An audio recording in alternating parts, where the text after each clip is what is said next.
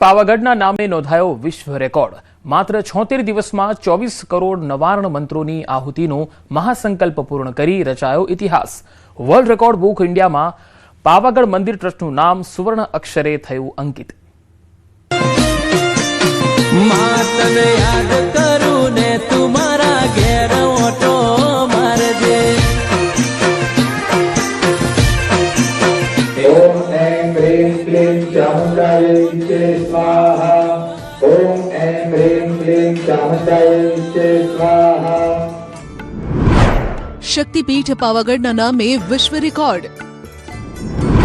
24 करोड़ नरवाण मंत्रोनी आहुति साथे रचायो इतिहास।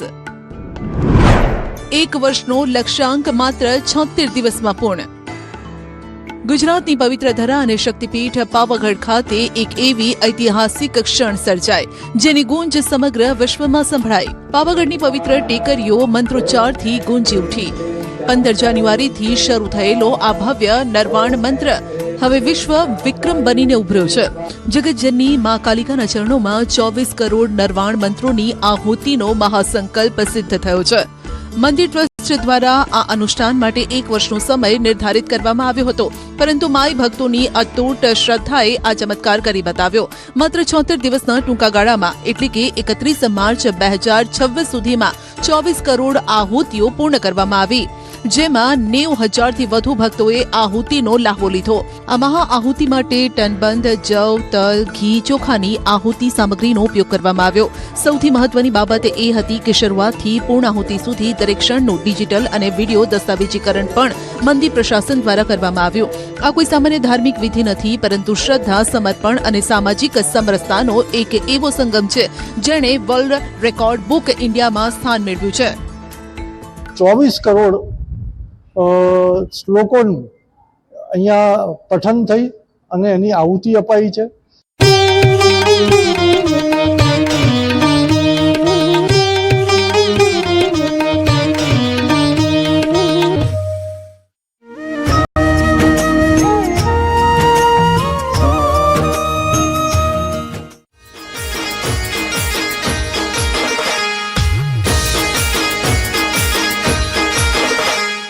मोटी संख्या में लोको द्वारा नरवाण मंत्रोनी आहुति आपवी ए विश्वमां प्रथम घटना छे, जेथी पावागढ़ ट्रस्ट ने आ सर्टिफिकेट आपीने बिरदाववामां आव्या। 1,45,000 करता वधारे माई भक्तोए आहुतिमां भाग लीधो। इंडिया रेकॉर्ड्स नामनी एक संस्था छे के जे हिंदुस्तानमां अने वर्ल्डमां थता बधा रेकॉर्डोनुं एक आल्बम तैयार करे छे, रेकॉर्ड तैयार करे छे। એ લોકોએ જોયું, અમારા બધા ડોક્યુમેન્ટ્સ તપાસ્યા અને આજે મંદિરમાં આવી એનું સર્ટિફિકેશન એમણે કરી અને અમારી સંસ્થાને બિરદાવી। આ મહાયજ્ઞની ખાસિયત એ રહી કે અહીં કોઈ જ્ઞાતિ, જાતિ કે પ્રાંતનો ભેદભાવ જોવા મળ્યો નહીં। નાના મોટા, અમીર ગરીબ સૌએ એક સાથે બેસી માતાજીની આરાધના કરી અને ત્યારબાદ ભગવાન શિવની આરાધના સાથે 33 દિવસનું વિશેષ અનુષ્ઠાન પણ શરૂ કરી દેવાયું। પાવાગઢમાં રચાયેલો આ રેકોર્ડ માત્ર આંકડાનો ખેલ નથી, પરંતુ કરોડો ભક્તોની આસ્થાનું પ્રતિબિંબ છે। જ્યારે શ્રદ્ધા અને વ્યવસ્થાનો સમન્વય થાય છે, ત્યારે આવા જ ઇતિહાસ રચાય છે। મા કાલિકાના ધામે સર્જાયેલી આ સિદ્ધિ યુગો સુધી યાદ રાખવામાં આવશે। આજના આધુનિક યુગમાં જ્યાં લગ્નોમાં લાખોનો ધુમાડો અને આડંબર જોવા મળે છે, ત્યાં જ પાટણના સાતલપુરના આહિર સમાજે દેખાડી સાદગી અને પરંપરાની અનોખી મિસાલ। 5000 વર્ષ જૂની કૃષ્ણ પરંપરાથી કર્યા લગ્ન।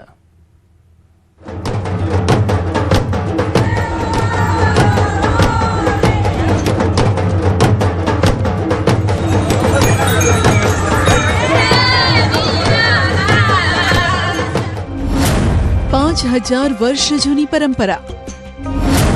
ना शुभ मुहूर्त जोवाय छे, ना चौघड़ियों। आहिर समाजना लोको कृष्ण भगवानना जोयेला मुहूर्त अनुसार करे छे लग्न।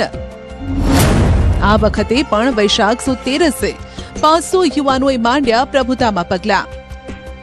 આજના આધુનિક યુગમાં જ્યાં લગ્ન એટલે લાખોનો ધુમાડો અને દેખાડો બની ગયો છે, ત્યારે પાટણ જિલ્લાના સાંતલપુર પંથકમાં ભારતીય સંસ્કૃતિ અને સાદગીનો ઉત્તમ દાખલો જોવા મળ્યો.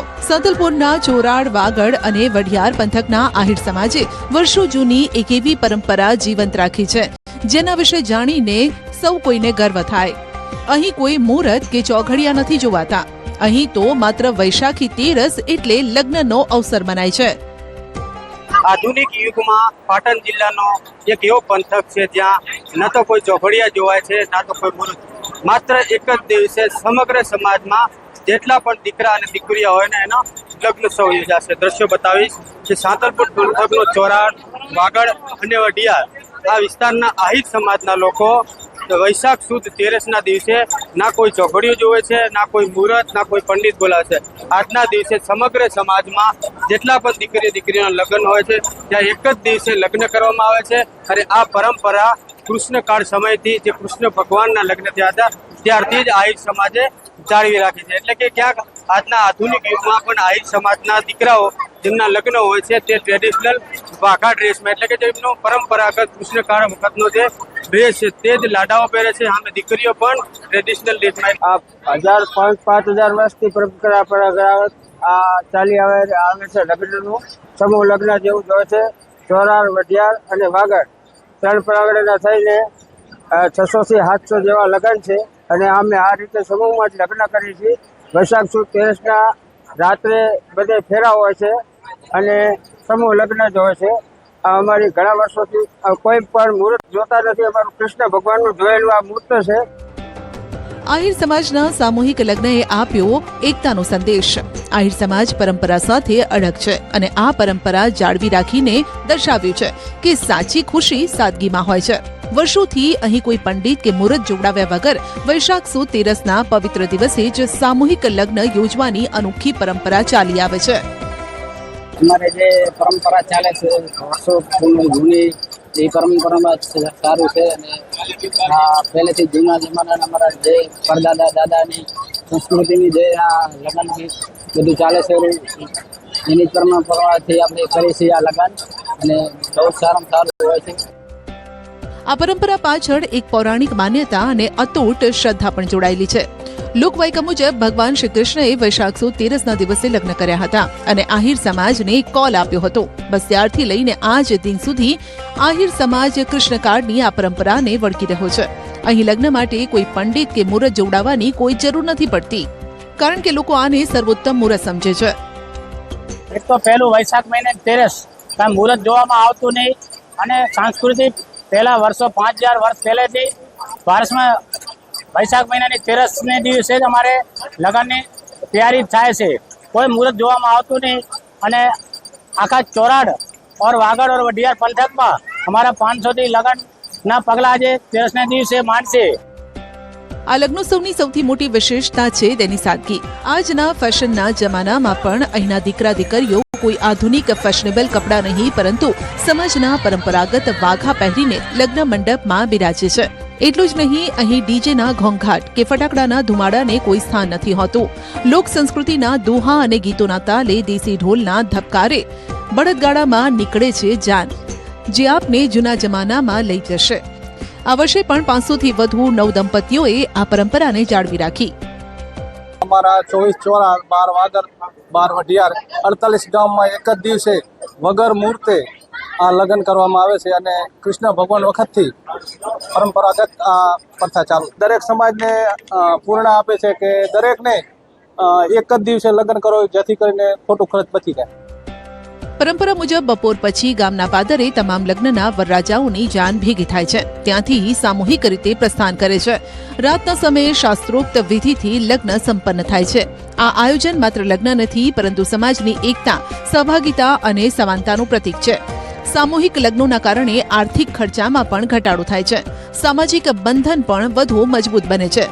આહિર સમાજે પણ આધુનિકતાના આંધળા અનુકરણને તિલાંજલિ આપીને પોતાની સંસ્કૃતિ અને પરંપરાને સાચવી રાખી છે, જે ખરેખર વંદનીય છે. એક જ મુહૂર્તે લગ્ન ગ્રંથિથી આ દંપતીઓ પણ જોડાયા અને આ સમયે વાતાવરણ કૃષ્ણમય બની ગયું.